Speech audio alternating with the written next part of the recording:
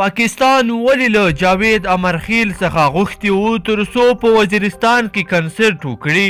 څه هدف یې درلوده او جاوید امرخیل چې کله پوه شو نو څه یې وکړل؟ دا هر څه دې ویډیو کې راسره وګورئ. ګرانو لیدونکو السلام علیکم. د افغانستان نامتو مخکښ سندرغاړی جاوید امرخیل له نیوکه وروسته په شمالي وزیرستان کې د فبروري په 10 نیټه ترسره کیدونکی کنسرټ لغوه کړ. جاوید امرخیل چې تر دې مخکې په خپله فیسبوک پاڼه یوه ویډیو خپره کړې او په شمالي وزیرستان کې د کنسرټ په اړه خلکو ته معلومات ورکړي وو او له خلکو یې غوښتنه کړې وه چې په دغه کنسرټ کې د ګډون وکړي.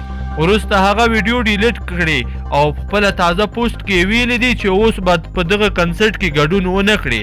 د نوموړي له یادې ویډیو څخه خپرېدو وروسته په ټولنیزو رسنیو کې پر هغه سختې نیوکې وشوې او وویل شول چې په شمالي وزیرستان کې د پاکستان پوځ دغه کنسرټ کول غواړي او له دې له امله پکې جاوید امرخیل بلي تر څو نړیوالو ته ښکاره کړي چې وزیرستان کې سوله دی او د پښتون ژغورنې غورځنګ مبارزه بې ځایه ده.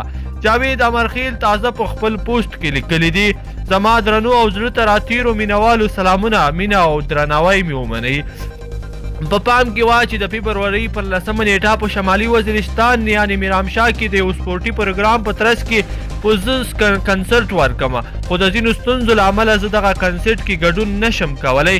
که د خالق پروردګار خوښه وه زه به خپلو مینوالو او پښتنو ته په مناسب وخت کې یو نه ډیر کنسرټونه ورکړم. زما هره ورځ سندره او هره کړیکه د خپل ولس لپاره ده. ستاسو درنو د سوکالۍ او آبادۍ په هیله. د یاد کنسرټ په اړه په خپلواک ویبپاڼه کې د خبر تر خپرېدو وروسته جاوید امرخیل د یاد کنسرټ په اړه خپله خپره کړې ویډیو خپره کړه او له هغه وروسته یې په خپل پوسټ کې وویل چې په دغه کنسرټ کې ګډون نه کوي. ګرانو مینوالو په دې هیله چې دغه ویډیو به مو راسره تر پایه پورې کتلې وي. که چیرې مو همدغه ویډیو خوښه شوي نو حتما یې درسره لایک کړئ او نورو ملګرو سره یې هم ضروري شریک کړئ. تر بلې ویډیو پورې د لوی الله پامان.